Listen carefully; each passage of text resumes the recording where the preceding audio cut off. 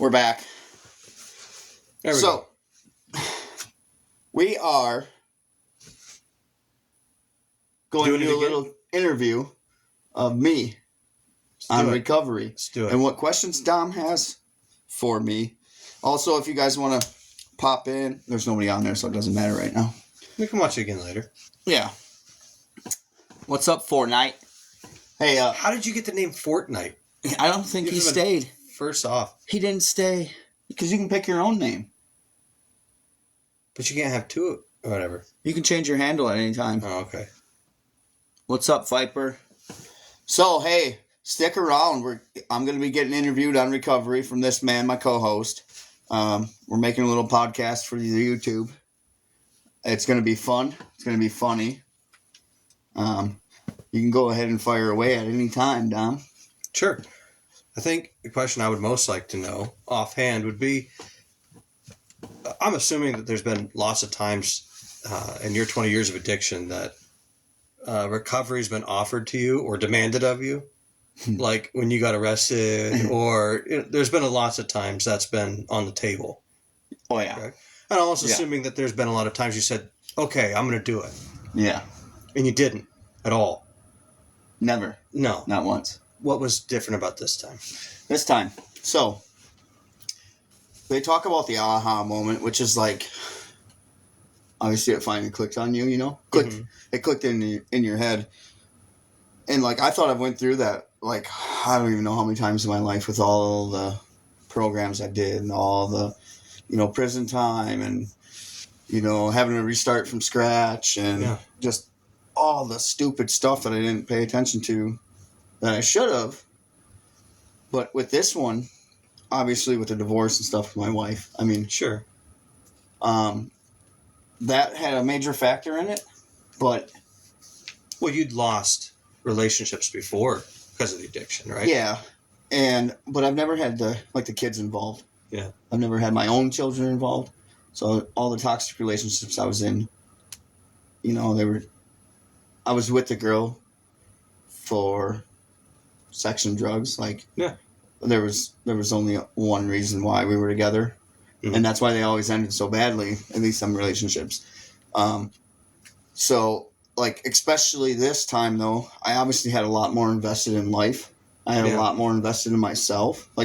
My worth was a lot higher. And the Fatherhood Initiative played a huge factor. And I'll definitely talk more on them and that feeling in further episodes. Because it's a whole episode of... There's a topic behind it, the way I felt. Mm-hmm.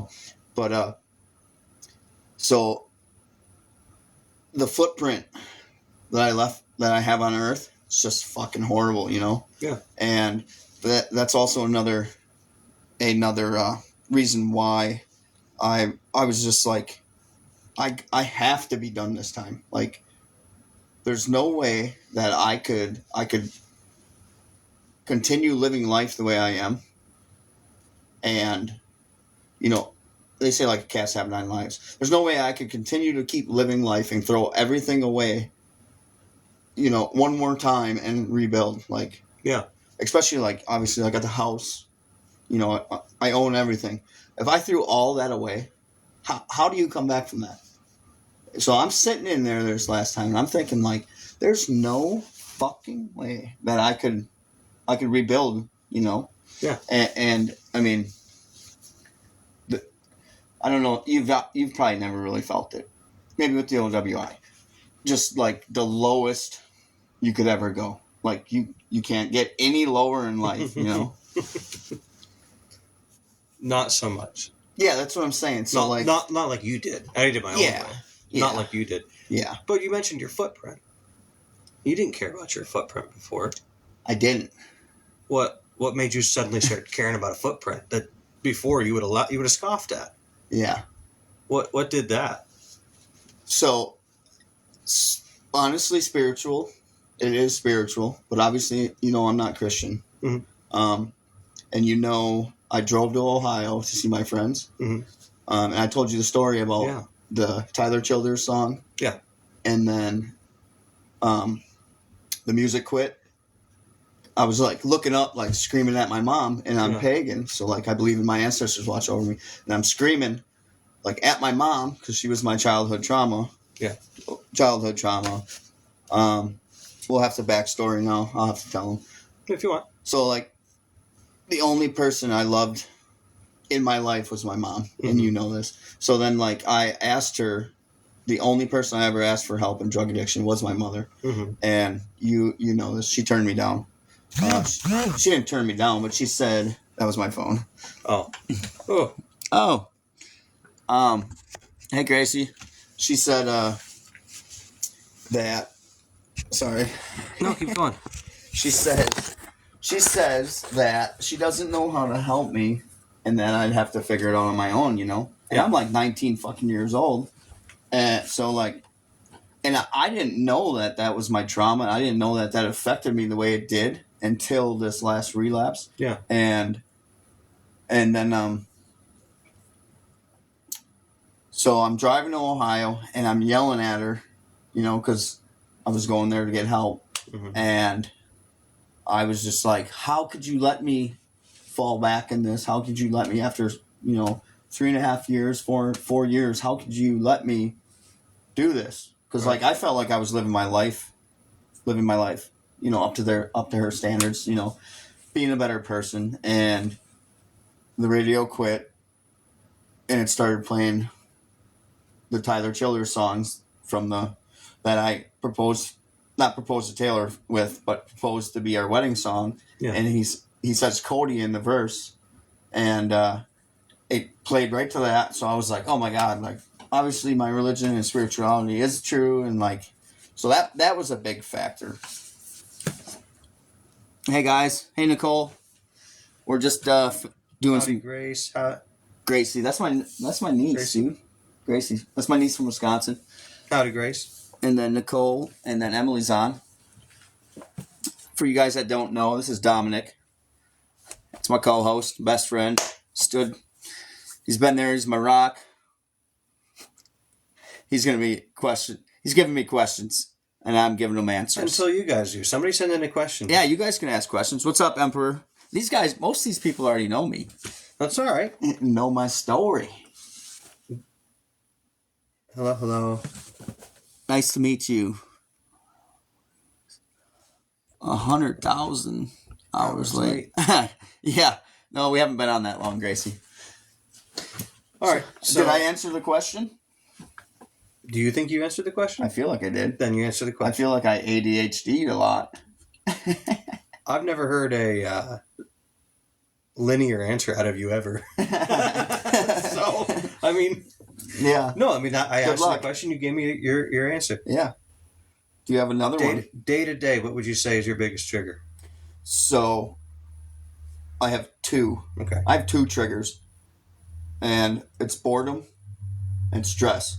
And it makes life really hard. Yeah. Because they're like, they're coinciding. Like if you're not either one or the other. Yeah, if you're not bored, you're usually stressed. If you're not stressed, you're bored. Yeah. So, and I've mentioned it in like the first episode. I actually just had a conversation with Gracie about it earlier today because her triggers are similar. I have to find the fine line in between my boredom and stress.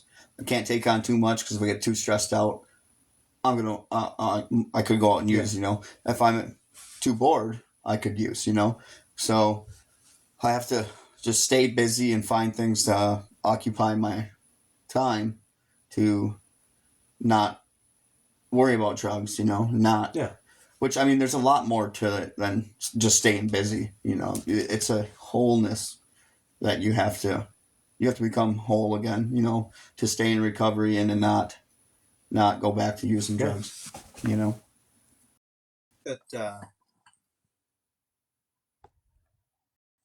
Okay. He was trying to come on with us. Oh, I don't know. I don't know how any of this works. So yeah, I barely know how it works. Oh, so we're being all goofy with one mic here because it doesn't work. No. I don't know what. I don't even want to talk about it. It seems like the mic works at the cord that broke. But yeah, the cord's junk. So I would. Somebody just honked at us. That's neat. Hi.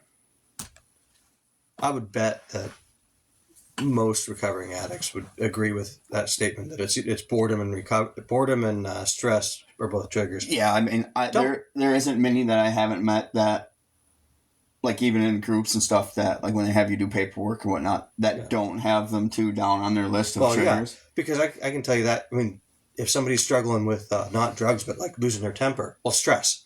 Yeah. If somebody's struggling with whatever you're struggling with, it's a go-to. Yeah, stress causes it all. Yeah. What about a personal one? This is a trigger for Cody, but it wouldn't be a trigger for the next guy.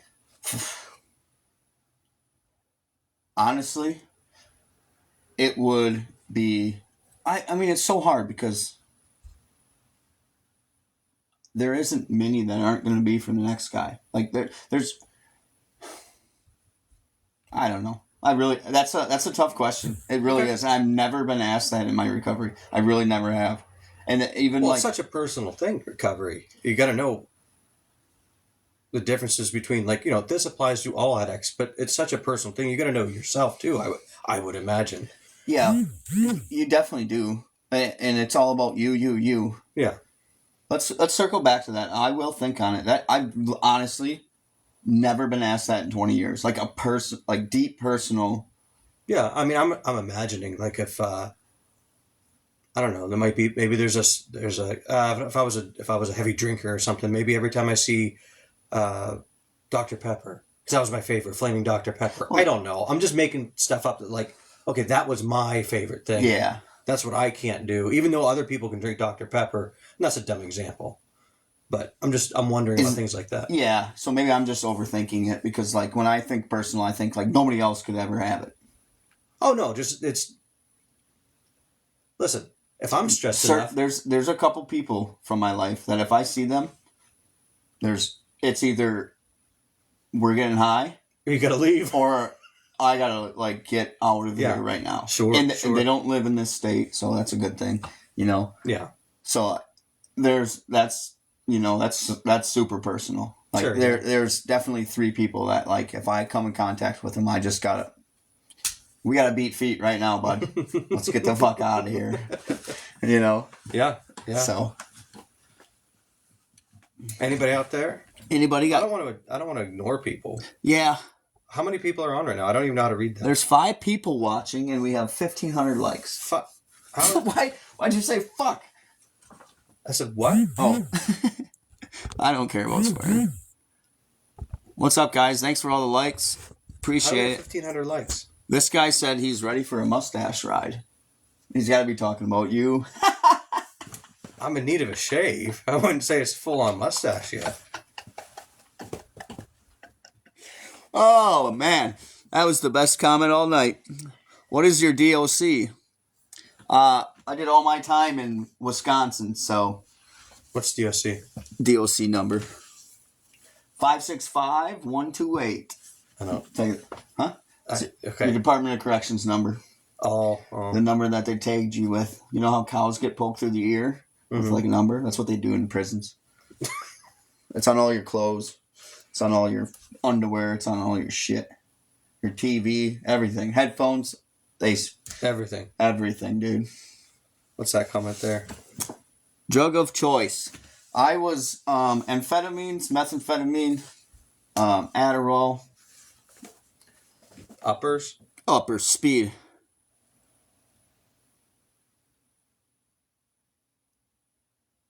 Gracie says specific situations for, I'm just going to minimize it. Recovery and like triggers are super individualized. Like I would imagine. Even like the, this is why I don't really like the rehabs and stuff. Yeah, I mean, obviously what they're trying to do is beneficial, and there's some guys that it's going to help, but there's not enough individualized treatment. Yeah. You see your therapist once a fucking week. What's that doing though? I'm not in there. She's doing the same thing with you that she's doing with him. You're getting the same paperwork as this next guy. Mm-hmm. You're getting asked the same exact questions as the next guy. So, like, what you just did with that really personal question is, like, that's, obviously, we've talked about Man Up becoming a 5-week rehabilitation services at some point in life. That's what I'd be more focused on. Super intensive based, cognitive based therapy. That is very personalized and not like digging into your past personalized, like digging into the root of your problem. Not like, I mean, obviously you got to figure out the traumas. Sure. But not like tearing a guy apart to get to that, or like if you don't have a trauma and you just became a drug addict to become a drug addict, you know, because you like the feeling or whatever it is, like, but have it personalized, like super personalized compared to what they do now. Because guys aren't actually fully getting the help they need in these state rehabs and every story I've heard from you or anybody else, it seems very systematized. It's absolutely. I mean, it's overpopulation. Oh yeah, no kidding. It has themes. Yeah, there was a couple of questions on there if you want to scroll backwards. I think one was how long you've been clean.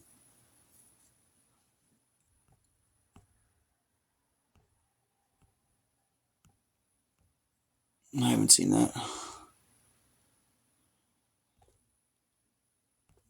So, Tim, I had 3.5 years, and then I had a hiccup. I got, what is it, going on 6 months?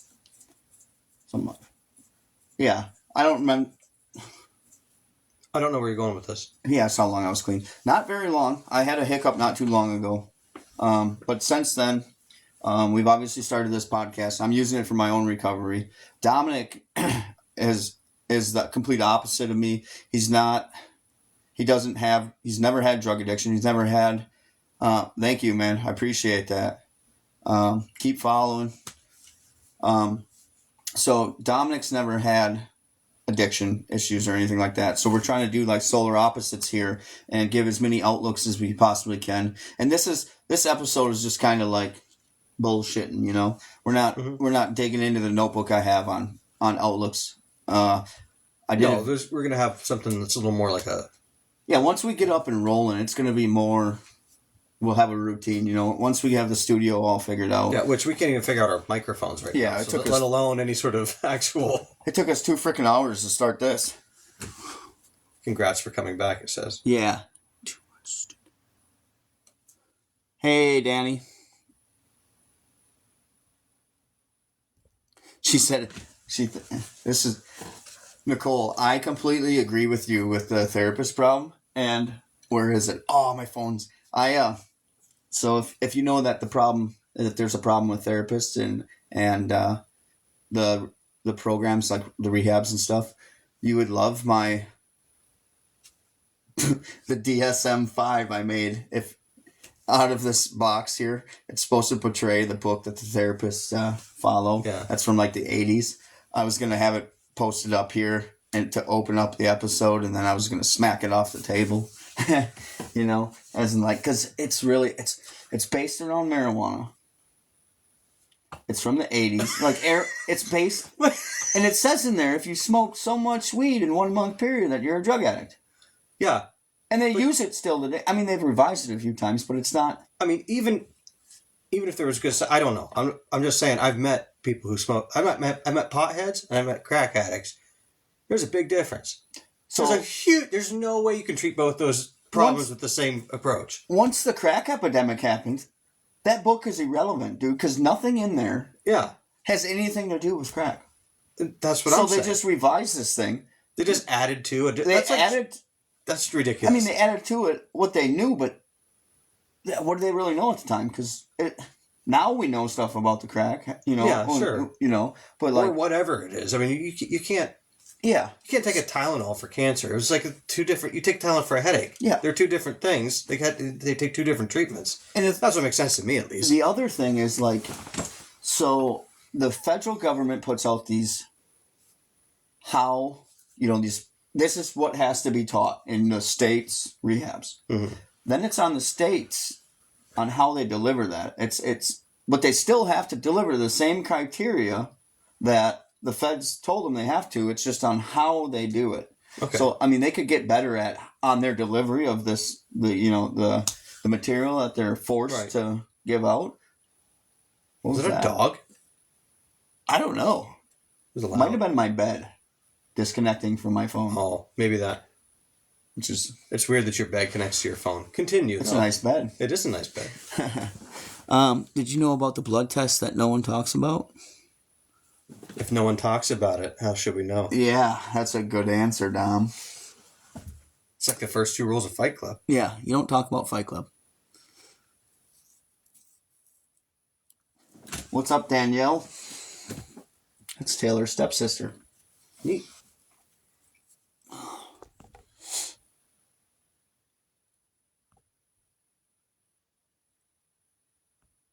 She said it's more about funding than the actual patient. Absolutely. Everything is more about funding than anything else. Anything state sponsored, at least. Yeah. Uh, So many blood tests can be done that can pinpoint exactly what a person's struggle is. What? I've never heard of that. And it's probably only for the rich. Struggle as in like... Yeah, what do you... she says, whether it be mental illness of some kind, depression, addiction, anything. I don't need a blood test for that. I heard something about that, but Really? Didn't it get proven to be a hoax and the lady went to jail? It was like a whole thing on... I don't know if that's the same thing you're talking I've about. heard of... So, there is...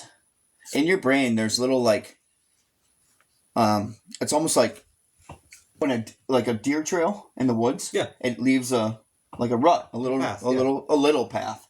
So your brain has them everywhere, and things get stored in them. So like, and the more you use that same thing, the path gets a little bit bigger. Mm-hmm. But like it's still used. Like you ended up doing the same thing. So you use drugs 10 times. Like then use that same path to get to where it was going in your brain, and that path gets deeper. I heard that they were able to take samples from that once like somebody was passed away, and then they could tell. I've never heard nothing like they could take. Like from the living. Yeah. I don't know.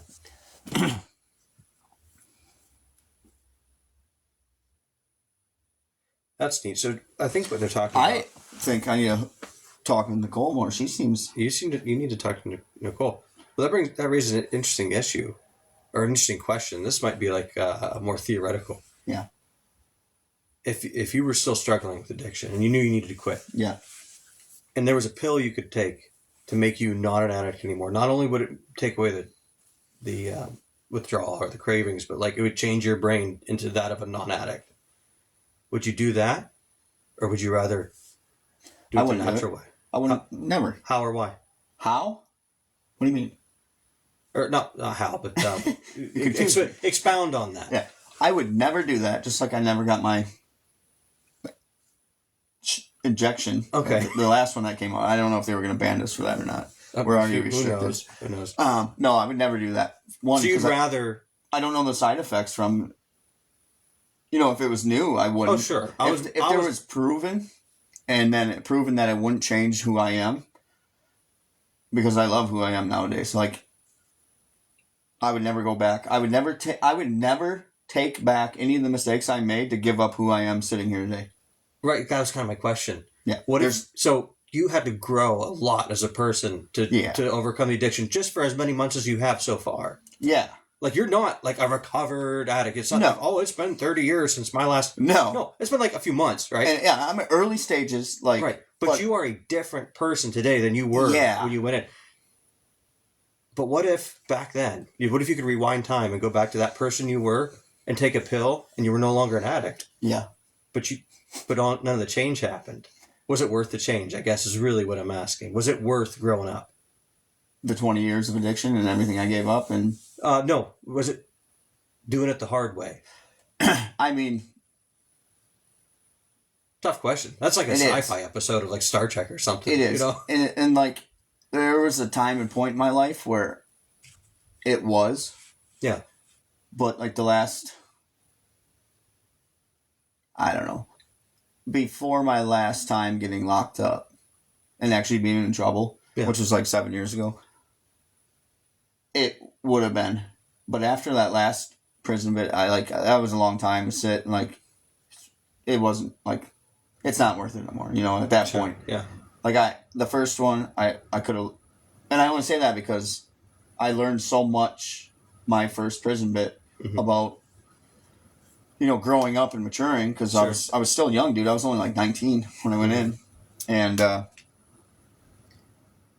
if I wouldn't have learned, there's a lot of stuff you can learn in prison. Like, you can obviously go to college, but the type of people that you meet in there, and you're not going to.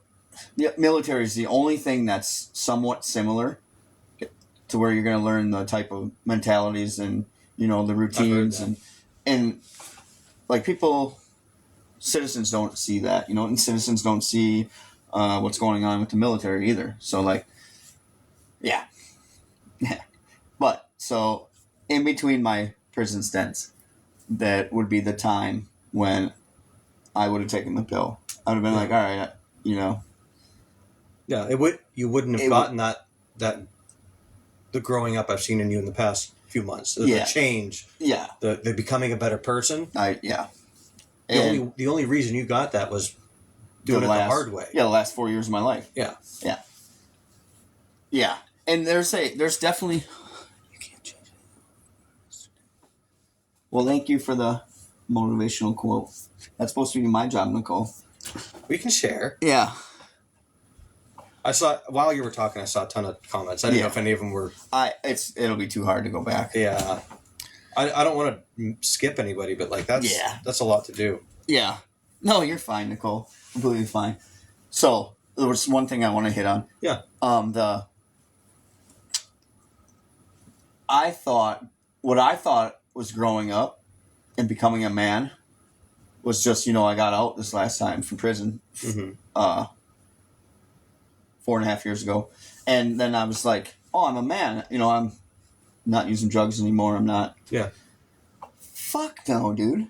That's the whole point of this podcast. And why I named it Man Up is because after this last one, I finally realized, like, I was never the definition of a man. Like, obviously, looks, everything. Biologically, sure. Yeah. But, like, the way I lived and the way I still treated people and how I didn't have love for myself, none of that's being a man. No. I wasn't caring. I wasn't even sober before I had my relapse. I wasn't compassionate. And you've seen who I was, even sober. I wasn't a nice person. You're a different person nowadays. Yeah. And that's why it's called Man Up. And we've talked about it before. It's not gender based. You can be a man or a woman and still have to man up. It's the backstory behind it and what comes with it. Do you have any more questions? I can think of a few. Well, ask away. Thank you, Emperor. In your time in rehab, or any of the rehab you've been through, what do you think was the least helpful / potentially dangerous or harmful? Because I've heard you say things that some of the stuff you went through in rehab was like, not only was it not helpful, it was hurtful.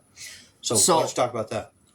The main thing is like the trauma. Like, you can go in there and tell these people that, and not tell, you can go in there and highly express the fact that you had a good childhood, that there was no alcohol or drugs involved in your parents' life, mm-hmm. or any of your siblings. Like, your parents didn't fight, which that's how mine was.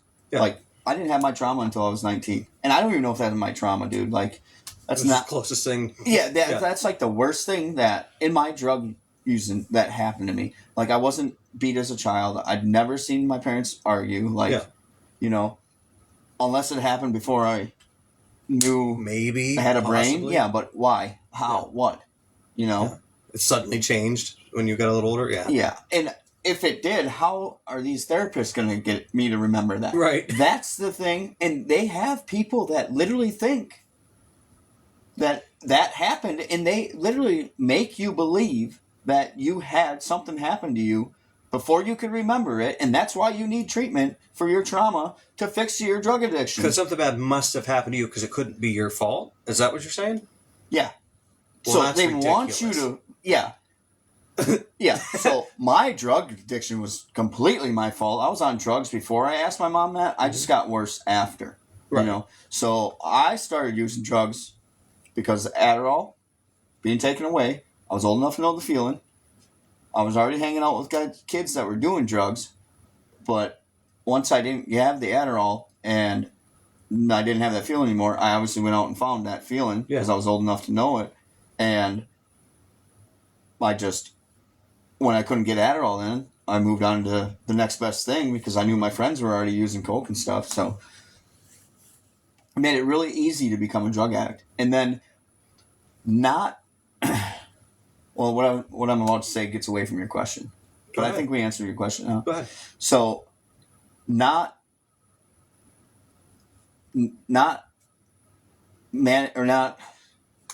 thinking that you have a problem, thinking that it's okay, which I did like most my addiction and most of my life, like, and not caring to think that you have a problem. Like I didn't care. Like I knew I had a problem deep down, but I didn't care enough to be like, hey, I have a problem. I need help. So I have a problem. So what? You want to fight about it? Yeah. Yeah. I mean, that was me even 3 years ago. Like, yeah. Not even months ago. Not really. I mean, yeah, but not even in drug addiction, like, or outside drug addiction. I've never been to rehab, and I will never go. She said, listening to this live is rehab in my brain. She's the only one listening. Yeah. People pop in and out. Yeah. So, I lost my train of thought because I'm ADHD. No, I think the direction you're going with this is, it sounds like, okay, if a person's going to get over a problem in their life, and I'm not talking about just drugs, I'm grouping drugs into other problems. Yeah. If you have a problem in your life, as long as you're blaming somebody else, it's never going to get better. Oh, no. You might trade in that problem for a different problem. Yeah. You might fix your alcoholism by, I don't know, golfing too much or whatever, which is a less harmful problem, but it's still, you didn't get you're not a better person now. You just traded your problem. Yeah. But the point is, if you're blaming somebody else for a problem in your life because somebody traumatized or something, that I didn't know you were taking it towards the trauma. Go ahead. Because somebody traumatized me, or because, uncle, whatever, touched me before I had a brain. Yeah. As long as you're blaming other people, you're never going to get better. At least that would be, I would think, the normal way that we would talk about that. Then they pile on. They teach you how to be forgiveness. They teach you how to forgive. Look, I'm not saying that people don't have traumas. Obviously, people have traumas, and when you are traumatized, of course, you need to learn how to forgive, which is way harder than it sounds. Yeah.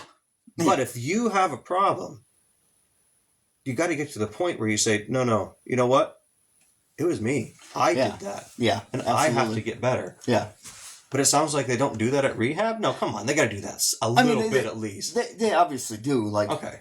I mean, it's not, like I said, it's not all bad there, obviously. And I'm not. No, we're not trying to bash rehabs or anything, because they obviously do an amazing job. They fix however many people a year. Yeah. But there's a lot of other things that go on there, and a lot of the programs that they do that are not helpful.